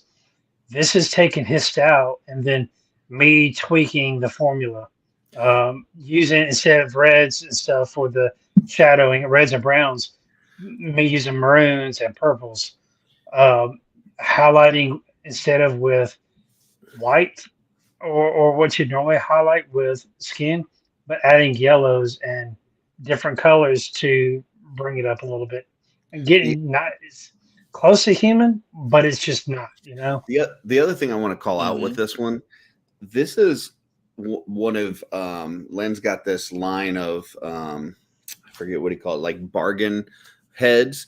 So it's not like one that Emil sculpted or one that whatever. It's one where he bought the files, and so then he can offer it at a cheaper price because he paid for the file for the whole thing. So like this is a $5 head, and like for something that's not sculpted by one of our amazing sculptors in the community, but was just like a file that Len bought, and you can get for $5. This now is not anywhere near a $5 head. Like you've changed so the fact that you didn't take one of the greatest sculpts in the world and paint it up well. You took a $5 head and made it look spectacular. So I just wanted to call that out there that you don't have to have the best of everything in order to make something look beautiful, because this absolutely is. Yeah, sometimes the way in my mind, like the paint finds the sculpt. Mm-hmm. Like the paint brings out the details that are there. Like Hasbro Star Wars figures have great head sculpts, and they used to have really bad face paint apps. Mm-hmm. They've gotten a lot better. This is one where I'm not saying it's not a good sculpt, but the sculpt on this one found the paint. Like the paint brought this thing to life in a way that like I said, me doing this, it would not look like this. Like it would be a lot more boring, a lot less lifelike. Yep. And I'm not criticizing. I'm not trying to criticize myself and play that down. It's just the technique I would have brought to this would not have come anywhere near this, because the imagination you put into this is so good. And even though it's kind of got that beigey tan skin tone to it, it's so interesting. Yeah, killer job on this one. And then if you go to the left, I think, Jesse, there's like the next image, or the next image. There's a green one, that one. Yep. So this is another one where, I mean, I love the eyes. I love the fact that you kind of went with like a snake type eye. But then the free-handed patterns on the top of the head, because once again, that's not something that's sculpted into the head. That is something that you just kind of had an idea to put that on there. So can you kind of talk to us, when you looked at this, like how you decided, hey, I'm going to put this kind of crazy pattern going across the top of the head? Yeah, so this one, I have a weird tradition. Every year, I've got to watch Creature from the Black Lagoon every summer. Like I can't tell you what it is about it. Gotcha. It feels like it's summer after I've watched that. So about July, August every year, for whatever reason, I'll throw it on. it happened to be on the TV. So that was my first inspiration for this. And then I got to looking online. I'm like, well, I don't want to just like recreate the creature from the Black Lagoon. Mm-hmm. I want to, spice it up a little bit. Got to looking at frogs of all things and looking at patterns of toads. I'm like, well, yeah, some browns, highlights, some speckling, that might kick it up a notch. So I did that. I added yellows to my greens on this one to also highlight it to make it try to pop a little bit more. So I just took animal files, animal images, and kind of found the best one. Um, and again, there's snake eyes. It was snake reference images on my laptop, and um, yeah, I just kind of went from there. That's awesome. I love that you're like drawing inspiration from all these different various sources, including, right from nature. So that's cool. Mhm. Totally. Beautiful. Well, we're closing in on 2 hours. I would really like to get, because right now we've got an open pre-order right now for a Cosmic Legion wave. Just like to get your thoughts, Kevin, on what we've gotten from Cosmic so far as a whole. So we've had, the one that's for sale right now is the 4th wave. So what's your impressions of the line from wave 1 through wave 4? What do you think about it? I've liked the first few waves. Up through Zaxius, I actually really like Zaxius because the space pilots. Again, I have a thing about space. I love space sims and different stuff like that. I love that. I can't say I like this latest wave. It's not my top favorite wave. Mm. And I think it's just more aesthetics with the suits going from you have the test suits to these suits that feel clunkier. I get what they're going for, and it works for what they're going for. Um, Overall, I think every wave. Let me put it like this: every wave's been a winner. This one hasn't quite hit me as hard as some of the others, except for that guy right there, Unka. Yeah, I love that guy. I've got like 5 of them on pre-order. Um, yeah, I don't know. He's crazy. Um, I like them all. I think obviously the first one, that we waited for it for so long, and I've put a lot of thought in it, and I've looked at it a lot. That's probably my favorite. Zaxxas is probably my second favorite.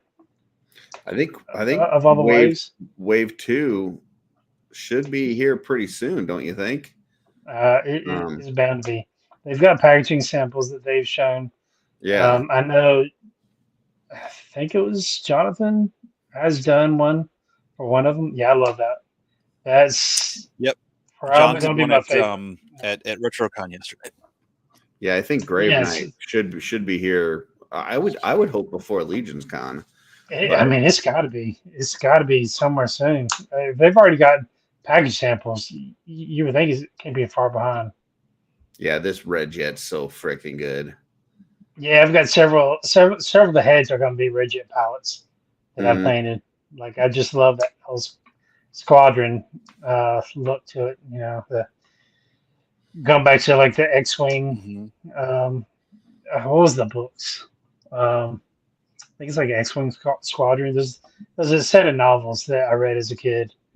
Like just the Rogue Squadron. Rogue Squadron. That's it. Yeah. So I think of that when I see these guys. Yeah, I don't know. I love this guy. It just it takes care of things. It's my favorite alien head sculpt. I love the armor. I like how they mix the cloth upper legs and arms into the the cosmic part as well. So that's cool. Beautiful. Well, yeah. So overall, I mean, I think they're all winners.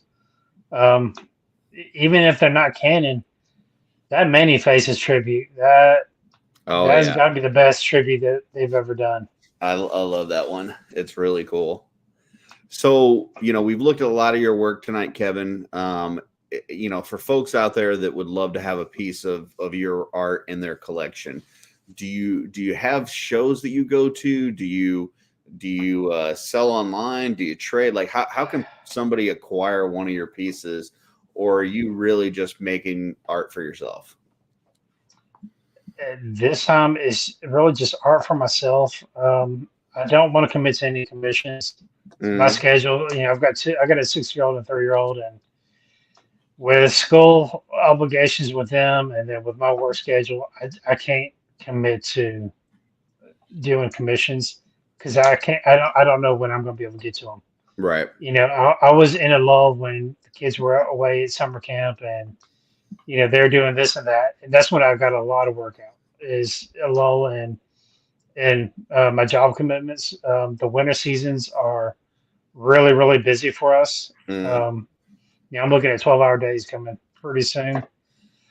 So I don't know when I can sit down and paint, and it's not fair to take a commission, and I can't give anybody a timeline of when I can give that back to them. Gotcha. A lot of times, especially now with it's really starting to ramp up. Um, the time I think I may fall asleep on my Yeah. workbench, and it has happened quite a few times. So I really can't commit to doing commissions right now.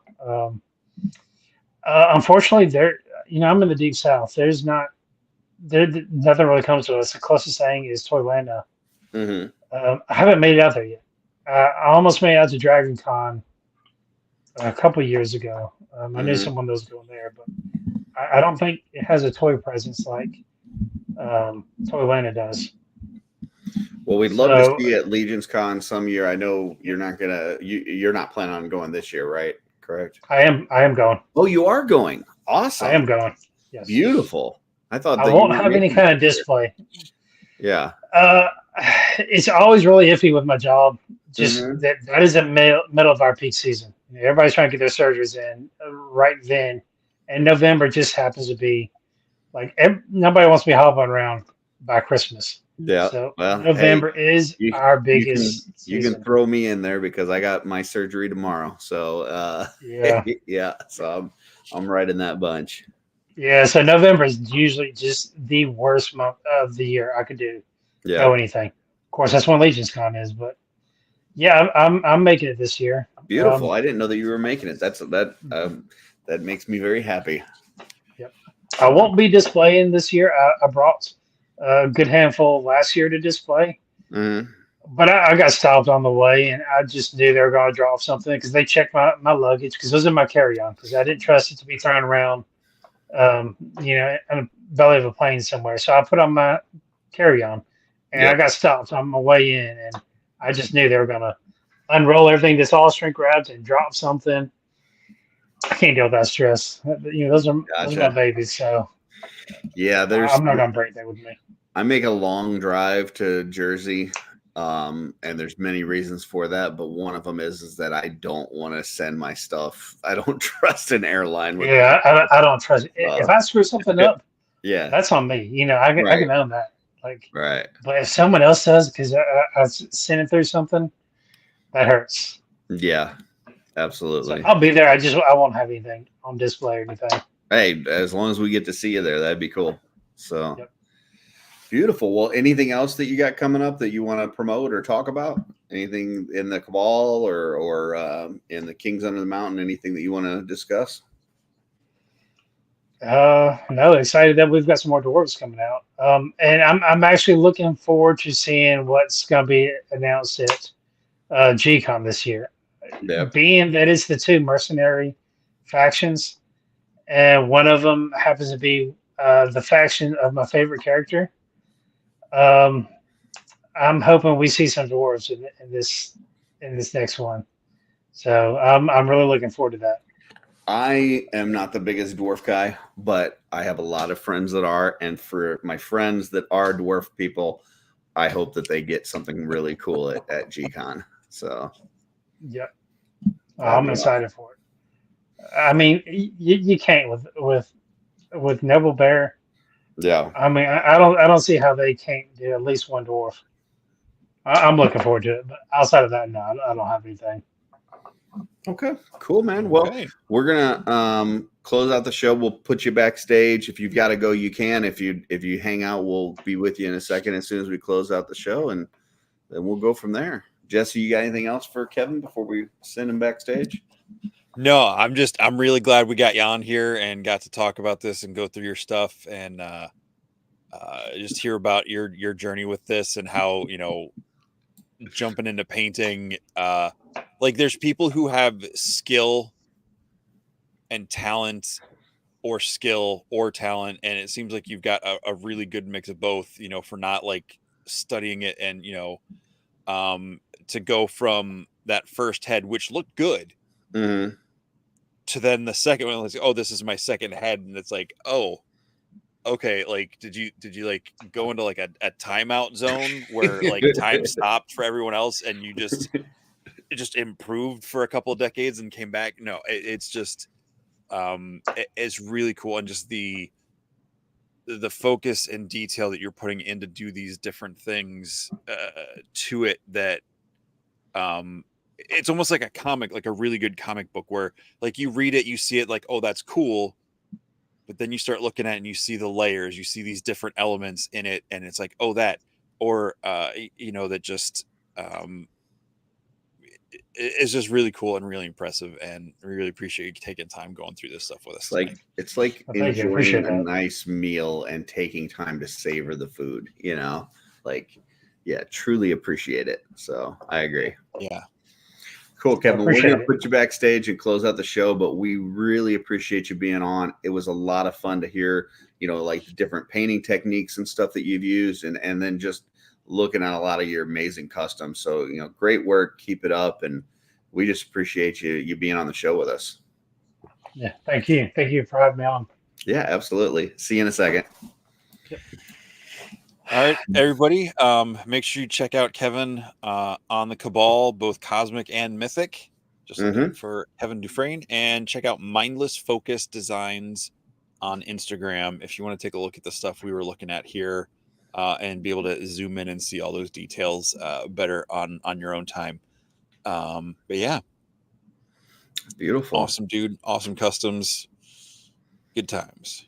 Yep. And we've got another show next week, like we do every Sunday. And Oh, we do. Yes, we do.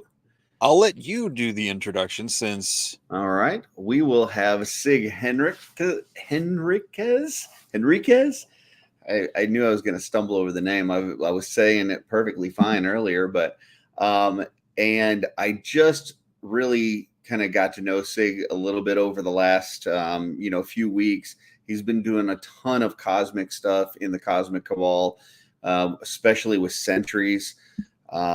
And his stuff's been killer. It's been so good.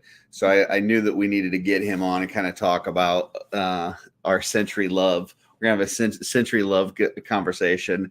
Just kind of talk about his journey. So I know he's got a lot of other stuff besides Legions that he's customized. So we'll talk about that as well. But that should be a good conversation next week. So join in for some more cosmic discussion. But also next week, and I know there's 11 people left right now watching live, and whoever watches on replay, but I'm going to let you know right now, we got a very, very big announcement next week. Very big. And I'm talking the entire community involved in this big announcement next week. So make sure you tune in. We've got something really exciting coming for you. And we've been working hard, Jesse and I, with a lot of other folks that are in the community to bring you this announcement and stuff that next week. And I'm just really excited. I've got, like I was saying earlier, I got my surgery tomorrow. I know I'm going to be, working on recovering and stuff. But right now, I'm just so excited about what we've got for next week that's all I can think about. So, Jesse, without spoiling anything, any thoughts for our announcement for next week? Giddy up. All right. I don't. Yeah, I think that's all I can say without Giddy saying up. too much. Giddy up. Yes, You that's trust not it. me. That's not hidden meaning. That's nothing about horses. That's just a pure emotional reaction. Trust me, Don't. you will want to be here Yeah. next week. Yes. Yeah, you don't want to miss it. So until then, and until next time. What's on your shelf? Oh.